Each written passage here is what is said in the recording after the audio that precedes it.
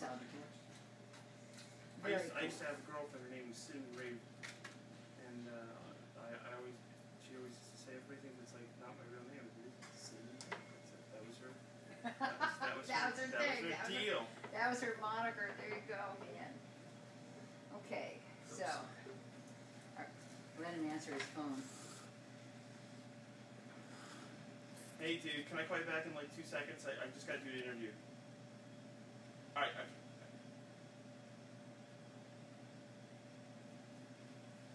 So I'm going to kick the interview off with something that I actually heard you say in another interview, and because I've seen you perform live several times, and the onslaught of guitars that keeps coming on and off the stage is always pretty remarkable. But so I wanted to know, what each guitar brings to the song, and secondly, I understand that you have something very close to the original Chuck Berry guitar you're going to play tonight. Yes. I'm a guitar collector, and I'm a guitar geek, a guitar aficionado. There's tons of this. Let's start. Let's start. It's become a trend in my interviews. My phone's going. Really? Yeah. But it brings such realism to the whole interview. Let's start again.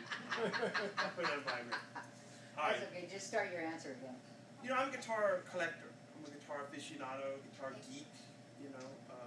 I'm one of those guys that not only studied the music of the artists that I really enjoy, but the equipment that they used. And that to me has always been really critical. If you want to get that sound, there's obviously the tactile nature of the guitar. I mean, Chuck Berry plays a certain way. You play anything, you sound like Chuck Berry.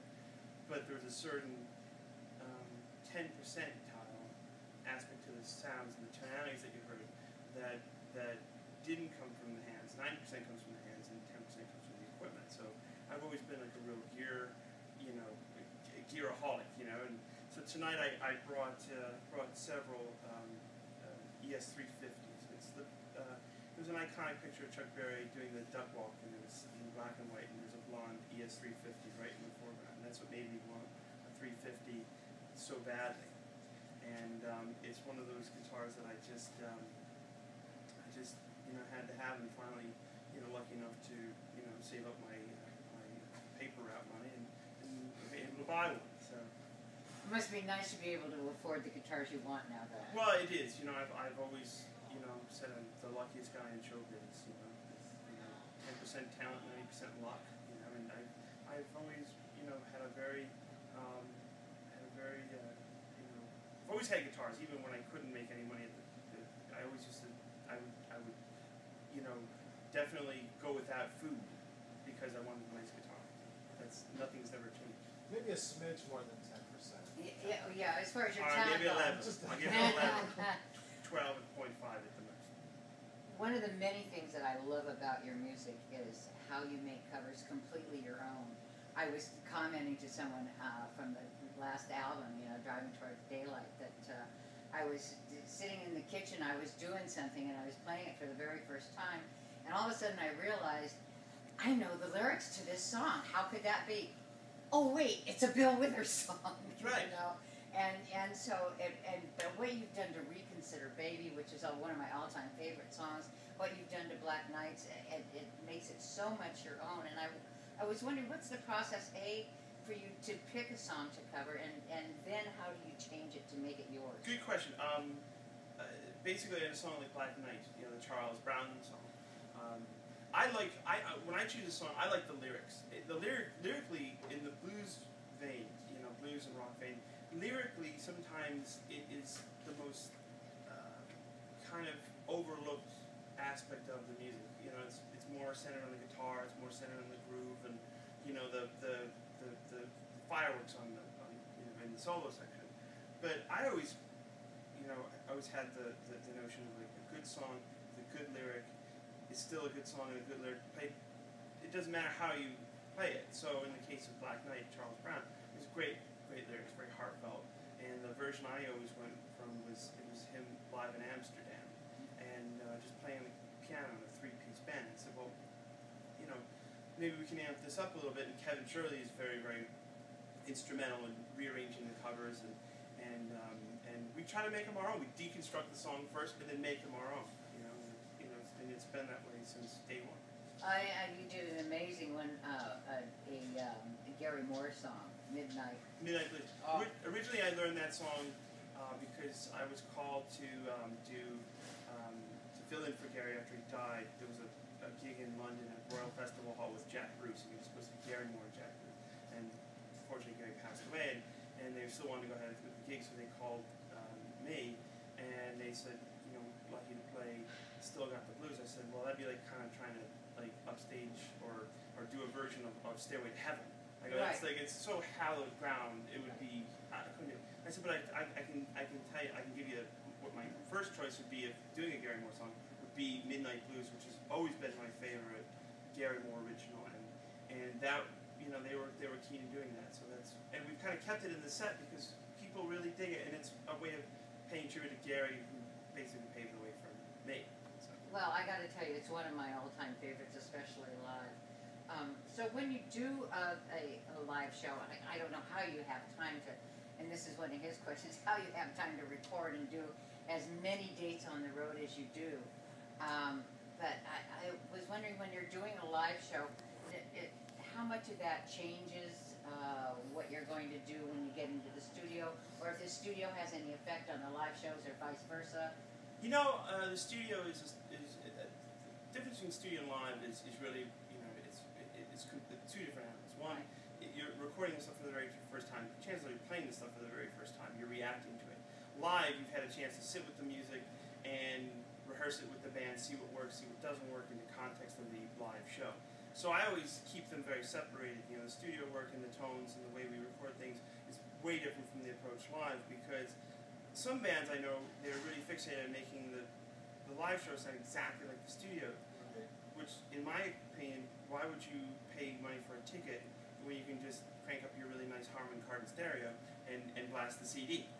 So we always try to take the arrangements, deconstruct them again for live use, and, you know, just see what fits. And my goal for a live show is a very quick 2 hours. You look at your watch and you go, wow, the show's already over. Like, it's been like 45 minutes or an hour. You look at your watch and 2 hours are going by, and I've done my job. So. Now, you were kind of joking before about putting something out every week, but somehow you are finding time. You have Dust Bowl out.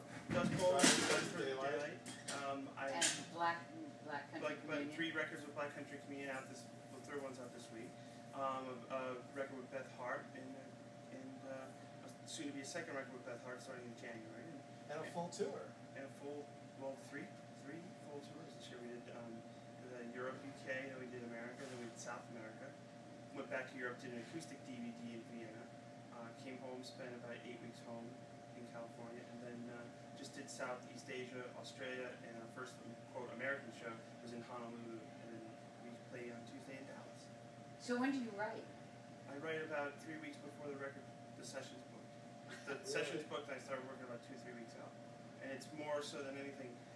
Are you kind of a back up against the wall kind of guy? I like that pressure, because you got to get it done. I have really bad ADD, so if I don't have the pressure to get it done, it just goes, oh, whatever, I'll just do it tomorrow. And then tomorrow, and so that sometimes tomorrow never comes. It sounds like a Bond song, but it isn't. It sounds like a Bond movie. I think it is. Tomorrow never comes, because it's like, boom, it's D-Day. You gotta deliver. So that's how I really kind of work. Well, I know you're going to do a lot of London sessions, and it's kind of like you're starting with a small club, Borderline, that Yes. I believe was one of the first clubs that you Everything played is in England, succession. and then all the way up into, okay, go ahead. Those gigs in London are every gig is as it happened in my 8-year now, almost 9-year career going to the UK. We started at a place called the Borderline, and we had 150, 200 people, I think. And then we sold out 2 nights at the Borderline. Then we went to Shepherd's Bush Empire, played 2 shows at the Shepherd's Bush Empire in back-to-back years, and sold those out. Then we went to the Albert Hall in 2009, and sold it out. Eric Clapton played what I like to refer to as my big bar mitzvah. And then we played the Hammersmith Odeon, which is bigger than, holds more people in that configuration than the Albert Hall. We just did 2 nights last year. So in London 2013, what we're calling it, is those 4 shows in 1 week, and we're going to film all of the shows, do a different catalog each night. It's going to be a blues night, there's going to be a 3-piece night, there's going to be a rock night, and then there's going to be an acoustic / greatest, quote, like greatest, our best and brightest at the Albert Hall, and to me that's a good way to put some punctuation on this seemingly very interesting turn of events that has happened for a blues rock guy, an American in the UK. You're going from 200-seat clubs to arenas in the scope of 8 years with no radio, no major label support, other than our support from the great label Mascot. So, which is very quickly. I just want to do this very quickly. What is the process now? Because the delivery system for music like yours is so difficult. I mean, we're playing you on internet, but well, that's what I say. God bless the internet and God bless public broadcasting.